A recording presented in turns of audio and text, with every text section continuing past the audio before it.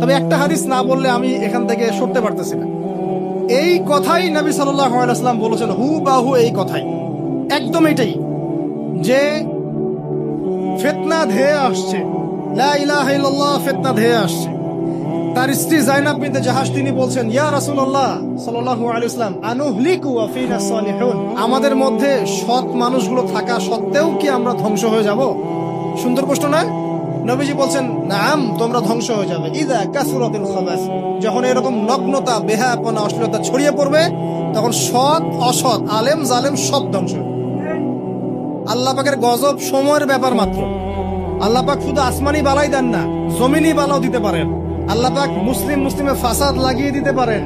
আল্লাহ পাক বহিঃশত্রুকে আপনার উপর চাপিয়ে দিতে পারেন। আল্লাহ পাক দুর্ভিক্ষ দিতে পারেন। আল্লাহ পাক মহামারী দিতে পারেন।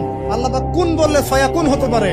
সে আল্লাহকে ভুলে গিয়ে এইসব প্রগতিশীলতার নামে যখন নগ্নতার চর্চা হচ্ছে, অশ্লীলতার চর্চা হচ্ছে, আর আমরা এগুলো সব মুখ বুজে সহ্য করছি, মাদক, জেনা, ব্যভিচার সব চলছে চোখের সামনে, আমরা কিচ্ছু বলার নাই, সুদ ঘুষ সব চলছে। এটা সময়ের ব্যাপার যে আল্লাহ পাকের গজব কখন আসবে।